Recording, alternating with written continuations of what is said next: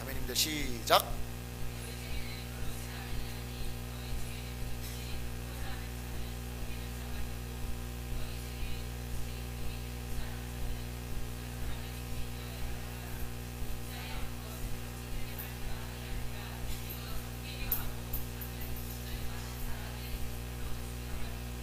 아멘. 네, 이어서 형제님들 8장 34절 31절 시작.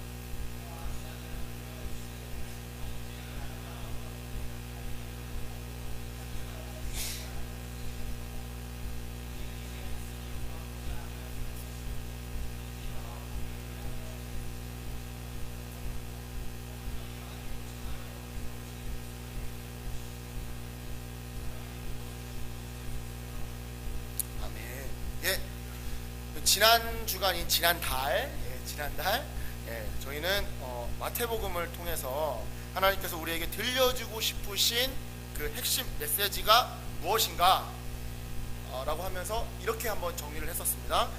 제가 그냥 읽어드릴게요. 예수님의 사명은 우리의 삶을 변화시키고 우리를 하나님 나라로 데려가는 것이다. 자아만 숭배해서 하나님 방식대로 관계 맺는 데 실패할 수밖에 없는 나를 용서하시고 내가 완전히 변화되어 사람들과 제대로 관계를 맺어서 그들에게 하나님의 나라를 알리도록 힘을 주는 것이 바로 예수님의 사명이다 라고 마태복음의 메시지를, 핵심 메시지를 이렇게 한번 좀 정리해봤습니다. 그리고 이러한 마태복음 메시지를 통해 우리는 좀 두 가지를 좀 명확하게 알았던 것 같아요. 먼저 첫 번째는 하나님께서는 우리 개개인 저마다의 마음속에 천국을 심어주어서 현재를 예수님처럼 그 천국잔치로 누리며 살기를 바라신다는 거였습니다. 그리고 우리 각자가 예수님처럼 살수록 하나님의 나라가 점점 더 우리의 삶을 지배하고 그로 인해 다른 사람의 삶에도 하나님의 나라가 점점 더 퍼져나간다는 것이었습니다.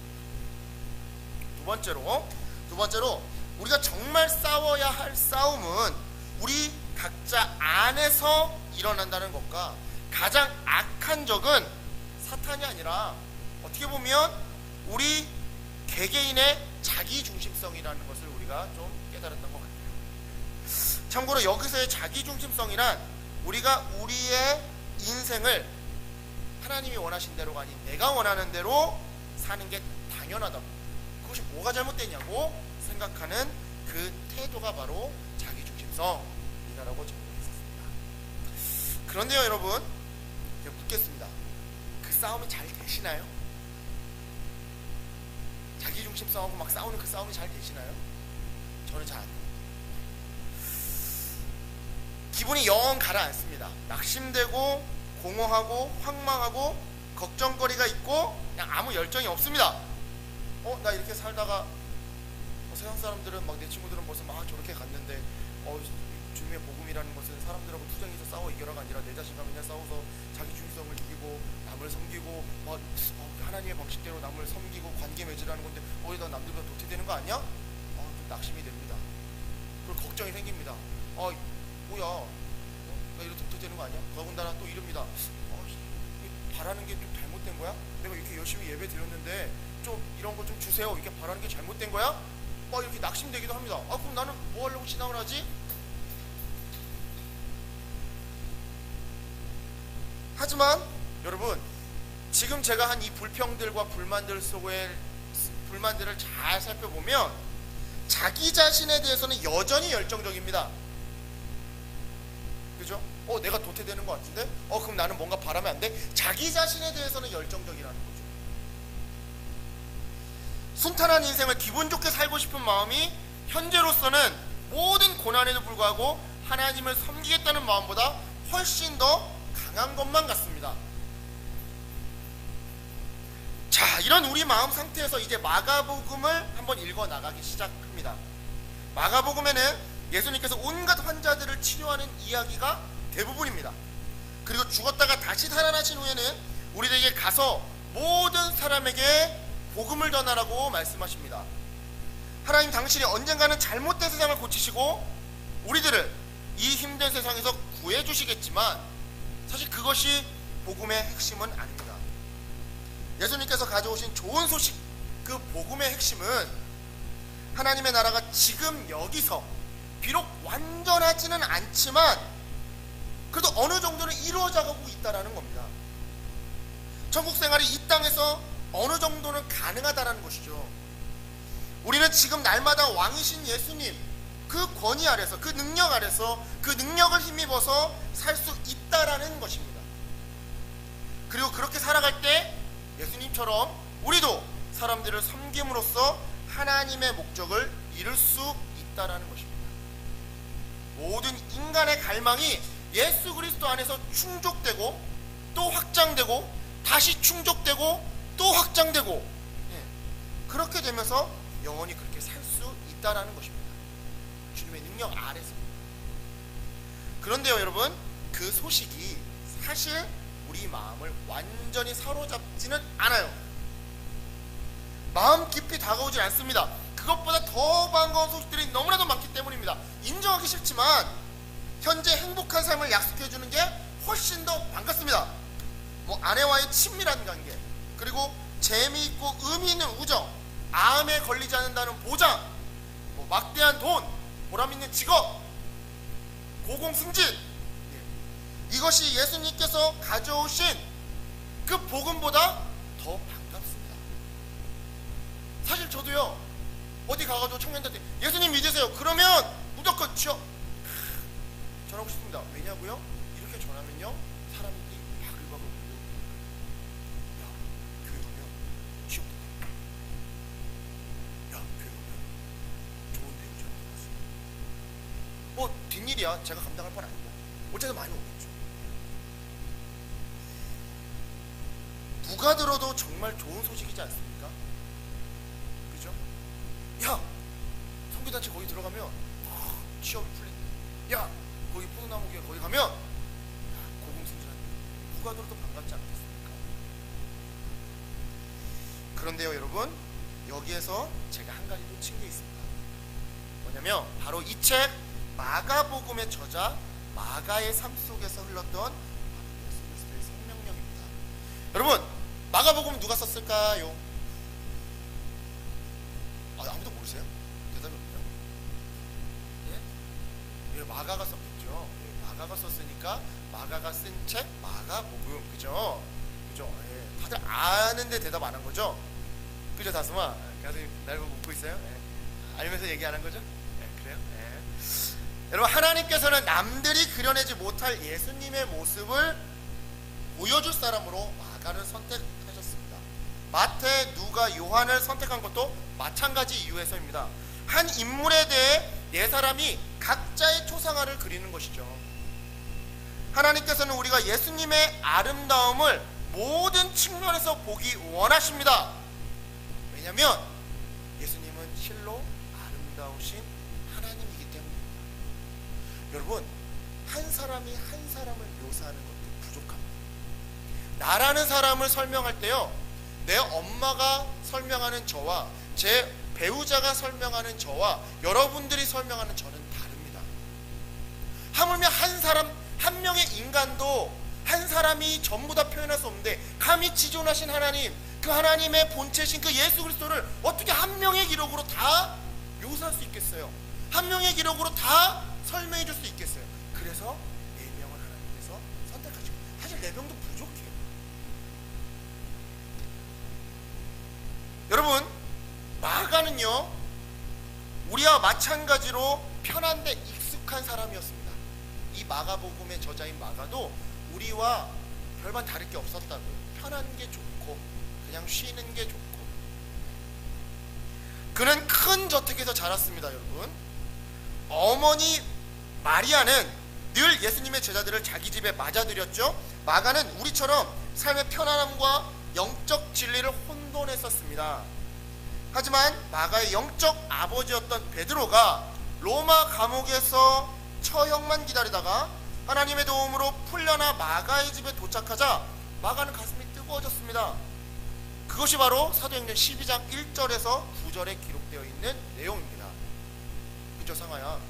기록되어 있죠. 읽으셨죠? 할렐루야. 바나바와 바울이 첫 선교 여행을 떠날 때 그들은 마가를 다른 이름으로 요한이라고 불리는 그 마가, 예? 데려갔고요. 마가 역시 하나님을 섬기겠다는 뜨거운 마음으로 불타올랐습니다. 하지만 그는 편안함을 내려놓고 하나님 나라를 섬길 준비가 아직 좀 부족했습니다.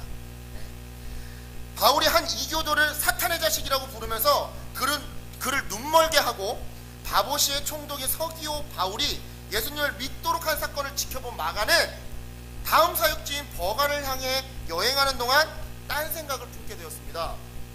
사역에는 여러분 기쁨도 있지만 갈등과 어려움과 위험도 도사리고 있음을 알게 된 것입니다. 결국 바울과 바나바가 버가에서 설교를 시작하기도 전에 마가는 그만 배를 타고 과거의 편하고 쾌적한 그 삶이 기다리는 예루살렘으로 돌아가 버렸습니다. 그것이 바로 사도행전 몇 장? 13장 1절에서 13절에 기록되어 있는 내용입니다. 사실 여러분, 우리는 그 당시 마가의 상태와 별반 다를 게 없습니다. 우리는 사역에 기쁨만 있을 거라고 생각하죠. 그 사역에 갈등과 어려움과 위험이 도사리고 있음을 잘 알지 못해요. 이제 우리 선교단체에서 이제 새롭게 임원이 되신 분들이 있는데, 예, 여러분, 사역에 기쁨과 열매만 있는 것이 아닙니다. 갈등도 있고 위험도 있을 것입니다. 하지만 마가나 우리나 그걸 잘 몰랐던 거죠. 하나님의 부름을 받고 좁은 길을 걷다가 움츠러든 것입니다. 아, 나 이제 그만할래. 나 돈 벌고 싶어. 내가 생각했던 건 이런 게 아니었는데. 내가 주님 일 한다 그러면 이게 기쁨과 영광만 있을 줄 알았는데 너무 힘들잖아. 제가 날 너무 힘들게 하잖아. 쟤랑 관계에서 어떻게 해야 되지? 사람들이 왜 이렇게 내 말을 안 따라주지? 저거 너무 무서운데? 저 광신도들 아니야? 움츠러든 것이죠. 바울은 나중에 다시 선교여행을 떠날 때 사도행전 15장 36절 40절을 보면 마가를 데려가자는 바나바의 제안을 반대하게 됩니다. 자기를 위한 삶과 하나님을 섬기는 삶 사이에서 안락과 고난 사이에서 갈등하다 결국 앞으로 나아가지 못하는 사람은 하나님의 목적을 위해 쓰임받을 수 없었던 것이었습니다. 사실 성경에서 이 부분을 잘 묵상해 보면요, 여러분, 하나님의 말씀 안에서 하나님을 만난다는 것은 사실 늘 그렇게 유쾌한 건 아니라는 생각이 듭니다. 왜냐면요, 완전히 발가벗겨진 느낌이에요. 그 마음의 중심을 감찰하시는 그 하나님께 내가 발가벗겨진 느낌. 그런데 그게 바로 여러분 하나님의 의도입니다. 하나님 앞에서 발가벗겨진 채 서는 것, 그것이 하나님의 의도입니다. 아무것도 요구하지 말고 모든 것을 내려놓아야 합니다. 마가도 우리처럼 실패했어요. 마가도 우리처럼 천국의 삶 속에는, 그리고 복음 속에는 일정 수준의 안락과 축복된 삶이 있다고 생각했던 겁니다. 하지만 그건 틀린 생각이었죠. 그렇지만 예수님께서는 후퇴한 그를 다시 전진시키셨습니다. 고난 대신 안락함을 선택한 잘못을 회개한 후 한 10년 동안, 약 10년 동안 마가는 예수님과 함께한 사건에 대해 막 이야기하고 싶어 막 입이 근질근질 견딜 수 없었던 그 베드로를 따라 선교 여행을 다녔습니다. 사실 마가는 베드로가 해준 이야기를 바탕으로 이 마가복음을 기록했습니다. 여러분 잘 들으셔야 돼요. 지금 간간히 깨알 같은 막 이런 개관적인 내용들이 막 나오고 있어요. 마가가 어떻게 썼다고요? 베드로의 그 증언을 듣고 기록한 게 마가복음입니다. 깨알 같은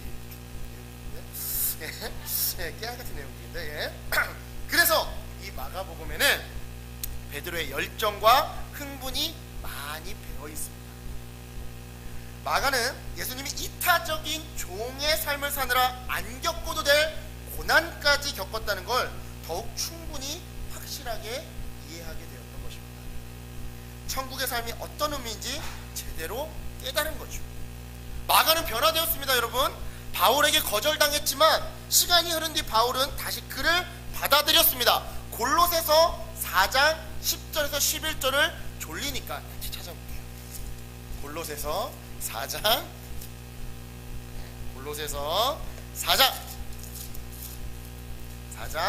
10절에서 11절입니다.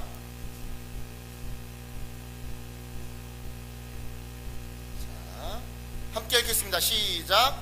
나와 함께 갇힌 아리스타고와 바나바의 생질 마가와 이 마가에 대하여 너희가 명을 받았음에 그가 이르거든 영접하라. 유스도라 하는 예수도 너희에게 문안하느니라. 그들은 할레파이나 이들만은 하나님의 나라를 위하여 함께 역사하는 자들이니 이런 사람들이 나의 위로가 되었느니라. 예, 아멘. 처음에 그렇게 미워서 내쫓았던 그 마가를 바울이 나중에는 뭐라고 고백하고 있습니까? 이런 사람들이 나의 위로가 되었느니라.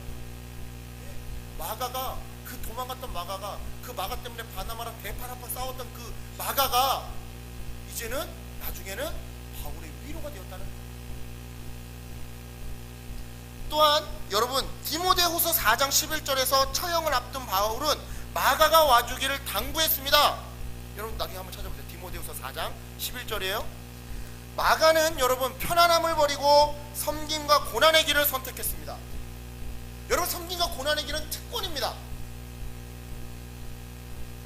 자유가 있는 종의 특권입니다. 이거는 나중에 목사님께 그 왜 자유인이 이렇게 귀걸이 이렇게 해가지고 나중에 추방해도 이렇게 나가도 되는데 끝까지 내 주인을 섬기겠습니다. 이렇게 안 되고 있습니다. 목사님께 그냥 들으시면 여러분, 고난과 섬김은 특권이에요.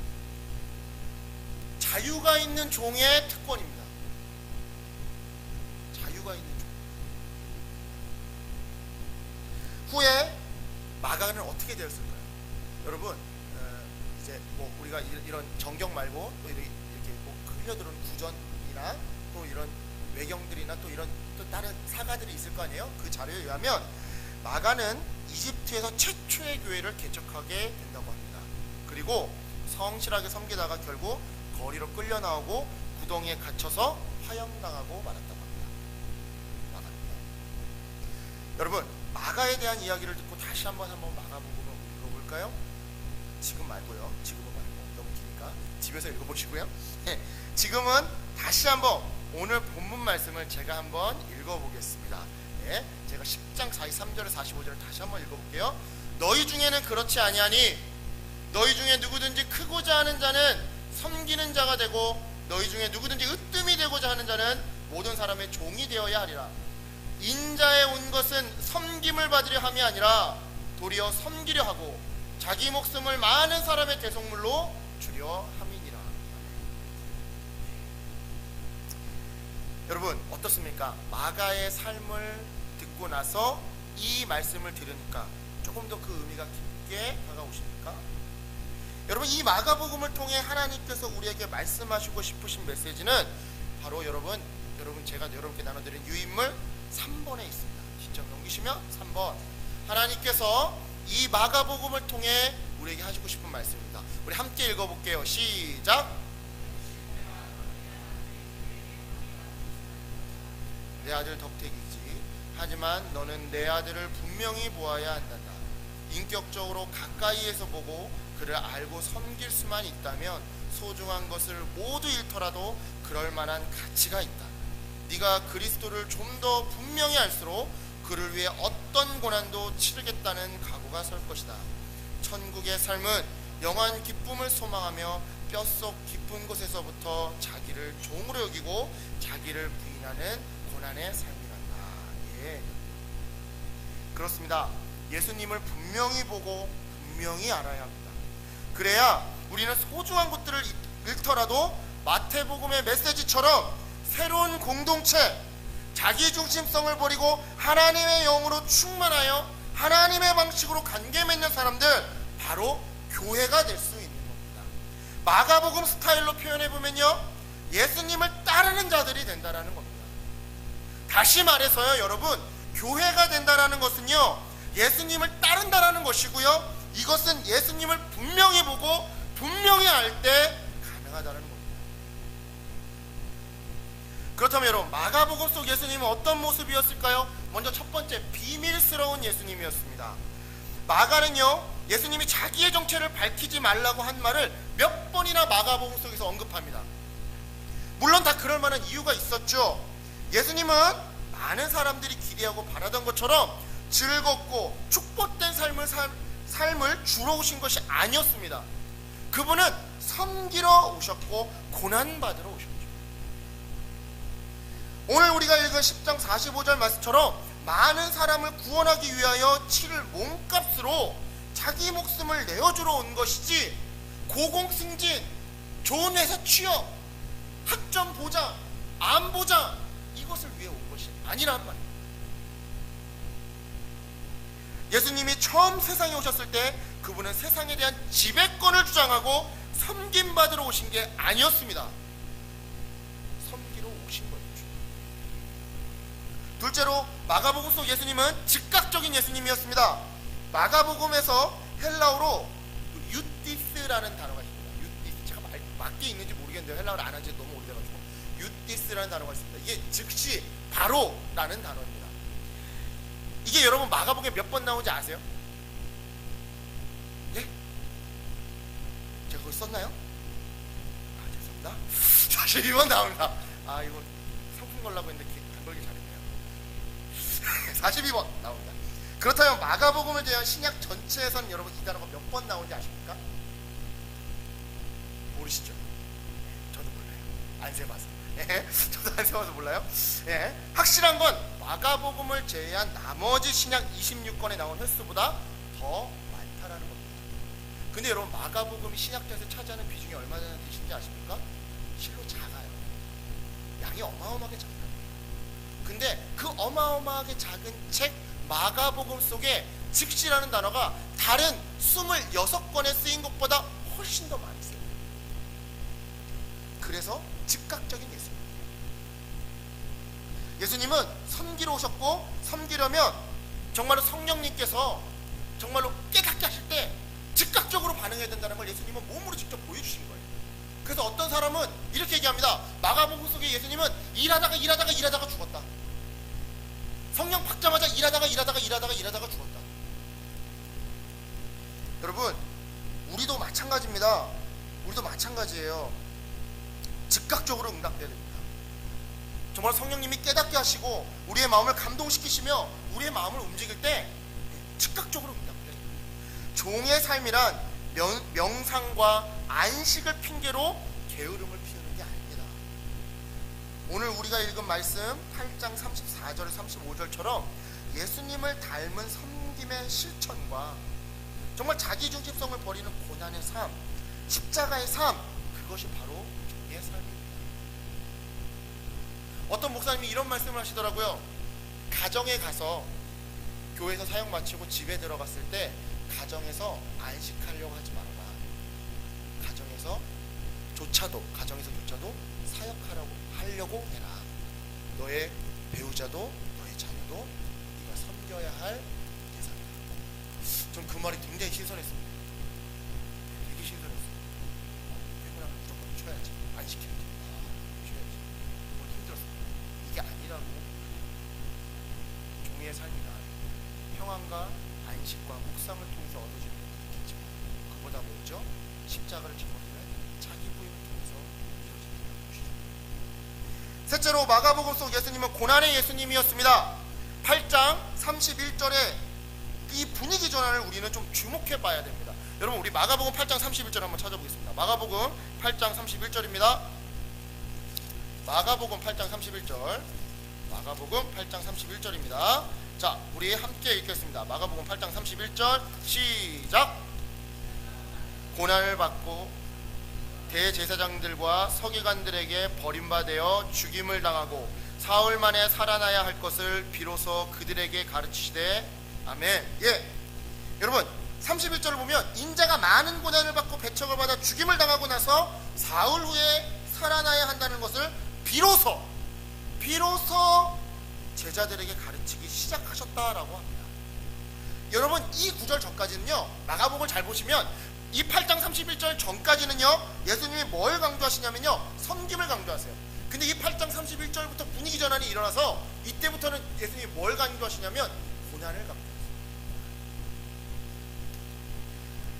마가복음 속 예수님의 네 번째 모습은 종이신 예수님입니다. 8장 32절에서 33절을 읽어보면요, 사실 베드로는 31절에 나와 있는 예수님의 말씀의 핵심을 잘 파악하지 못한 것으로 보입니다. 예? 왜냐면요 32절에 뭐라고 나오냐, 베드로가 예수를 붙들고 항변 앞에, 예수께서 돌이켜서 제자들을 보시면 베드로를 꾸짖어 이르시되 사탄아 내 뒤로 물러가라, 네가 하나님의 일을 생각하지 아니하고 도리어 사람의 일을 생각하는도다 하시고 라고 나와 있거든요. 그러니까 지금 베드로가 말린 거예요. 아니 그러지 마세요, 예수님 그러지 마세요, 말린 거죠. 여러분 십자가에 가는 말은 그만하라고 말한 겁니다. 예수님에게 베드로가 예수님 이제 십자가에 가는 말은 좀 그만하세요, 하지 마세요, 무슨 고난이에요. 여러분 우리도 마찬가지로 베드로처럼 핵심을 놓치는 경향이 있습니다. 십자가 없이는 여러분 복음이 없습니다. 섬김 없이는 순종이 없고요, 고난 없이는 영적 성장도 없고요, 눈물 없이는 열매가 없습니다. 땀 흘림 없이 열매가 없어요. 그래서 예수님은 복음을 위해, 순종을 위해, 영적 성장을 위해, 열매를 위해 종으로 오셨습니다. 그래서 마가복음에는 예수님의 족보나 탄생 이야기가 없습니다. 앞으로 여러분 만약 후배들이 선배님 왜 마가복음에는 예수님의 족보가 없어요? 왜 탄생 이야기가 없어요? 왜 막 이렇게 경배하는 찬송도 없고 예배도 없어요? 그러면 뭐라고 대답해야 돼요? 종으로 오신 예수님. 여러분 종에게 족보가 있겠습니까? 여러분 비천한 종을 누가 태어났다고 경배하겠습니까? 그의 탄생설화가 왜 중요하겠습니까?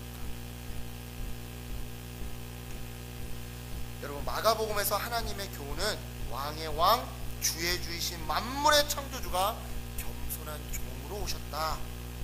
가장 위대한 존재가 가장 보잘것없는 인간으로 오셨다. 바로 이겁니다. 마가복음서 예수님의 마지막 모습은 말보다 일하시는 예수님입니다. 마가복음은 예수님이 하신 말씀보다 하신 일에 초점을 둡니다. 예수님이 이 땅에서 한 모든 선한 일은 하나님의 아들 예수 그리스도의 복음의 핵심입니다. 우리 마지막으로 한 부분만 더 찾아볼까요? 마가복음 1장 1절입니다. 마가복음 1장 1절.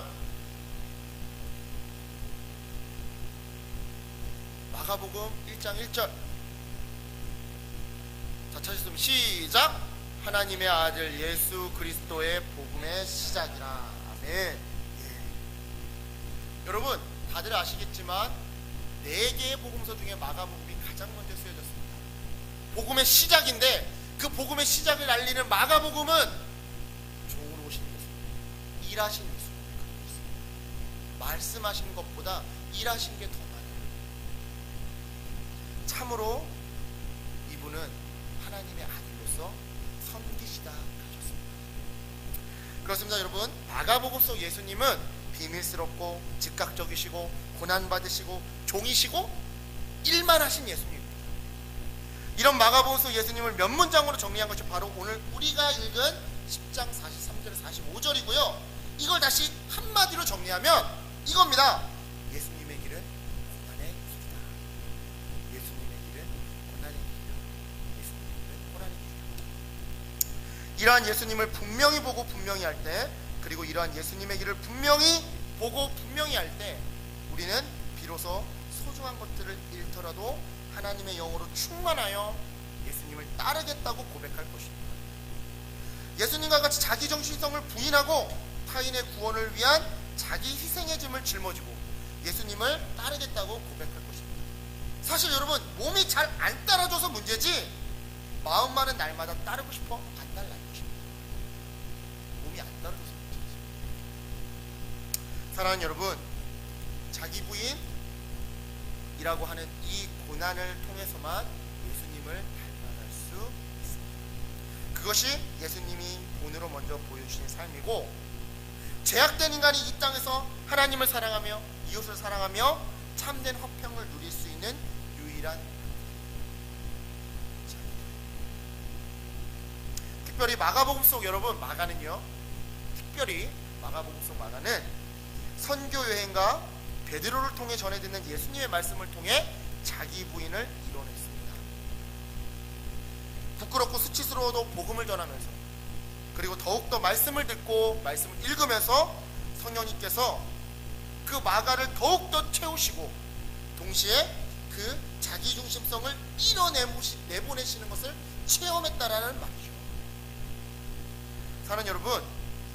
그래서 제가 이 마가복음을 결론 지으며 여러분께 도전하고 싶은 것은 뭐냐면 말씀을 읽자라는 겁니다. 그리고 말씀을 선포하고 전하자라는 겁니다. 사실 전도하면 얼마나 부끄러워요. 캠찬 나가면 부끄럽죠. 지나가는 사람에게 전도지 주면 쪽팔리죠. 내 친한 사람에게 너도 함께 교회 다니볼래? 라고 말하기가 참 부끄럽죠. 또 때로는 신입생들에게 내일 예배 올래? 뭐해라 그러는데 답장도 없고 싶고 그러면 화가 나죠. 아침에 일어나면 성경책 먼저 보기보다는 핸드폰 밤새고 카카오톡이요. 네, 핸드폰 기사, 인터넷 기사 찾아보는 게 더 편하죠. 여러분, 말씀으로 우리를 채웁시다. 그리고 복음을 전함으로써 성령님이 좀 나를 지배하도록 합시다. 성령님이 나를 채우실 때 여러분, 내 자기 중심성이 밀려나는 거예요. 물론 내 노력으로 어디까지는 할 수 있겠죠. 하지만 한계가 있습니다. 마지막 그 한계는요, 성령님이 나를 채우시고 밀어내셔야 돼요. 그러려면요, 살아 역사하시는 말씀이 나를 채워야 하고요. 그리고요, 부끄럽지만 담대히 복음을 전하는 그 현장에서 바로 성령님이 나를 채우십니다. 사랑하는 여러분, 복음을 전합시다. 좀 부끄럽지만, 쪽팔리지만, 소심하지만, 야, 교회 다녀볼래? 하고 이렇게 좀 소심한 한마디라도 해봅시다. 그리고 말씀을 듣고 말씀을 더 열심히 읽읍시다.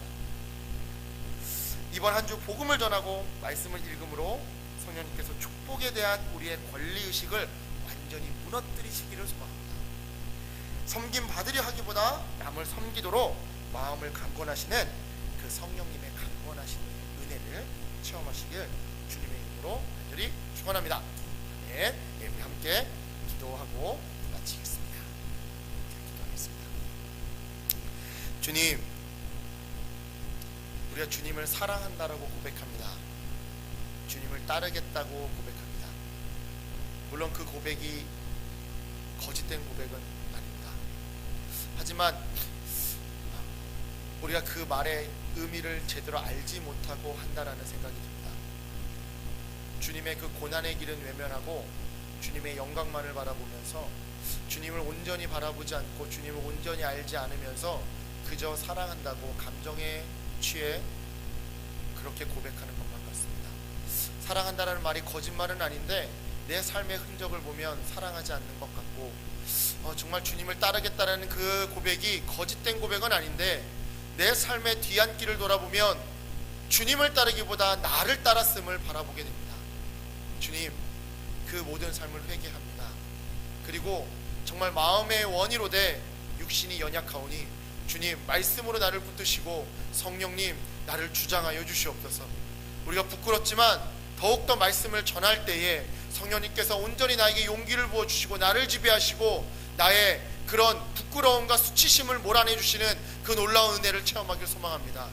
아침에 일어나서 읽혀지지 않더라도 말씀을 붙들고 씨름하는 가운데 정말 성령님께서 내 자기중심성을 하나님 몰아내 주시고 권리의 그런 축복에 대한 권리의식을 무너뜨리는 그 은혜를 체험하길 소망합니다. 말씀으로 나를 채워나갈 때 복음을 전할 때 오히려 주님 내 안에 용서가 흘러넘치고 내 안에 이웃을 향한 이해와 허용과 사랑이 흘러넘치기를 체험하길 소망합니다. 주님 우리를 붙드시고 우리를 인도하여 주시옵소서. 한 주 동안 살아갈 때 우리 포나무교회 성도들이 하나님 소심하더라도 한마디 복음을 전하게 도와주시옵시고 먼저 말씀을 붙들고 더욱더 말씀을 듣는 자들이 될 수 있도록 주님 인도하여 주시옵소서. 그리할 때 정말로 예수님의 그 고난의 길을 따라 하나님 따라가겠다는 그 말이 거짓되지 않도록 삶으로 드러내는 삶으로 증명하는 우리 포나무교회 될 수 있도록 하나님 인도하여 주시옵소서. 우리의 연약함을 용서하여 주시옵시고 우리 연약함 가운데 날마다 성령님으로 채워주시사 하나님 우리가 날마다 더욱더 이웃을 위해 사랑하고 내 자신을 회개하며 하나님께 겸손히 나아가는 그런 삶 살 수 있도록 우리를 붙들어 주시옵소서. 주님을 의지합니다. 감사드리며 살아계신 예수님의 이름으로 간절히 기도드렸습니다. 아멘. 주기도문으로 예배를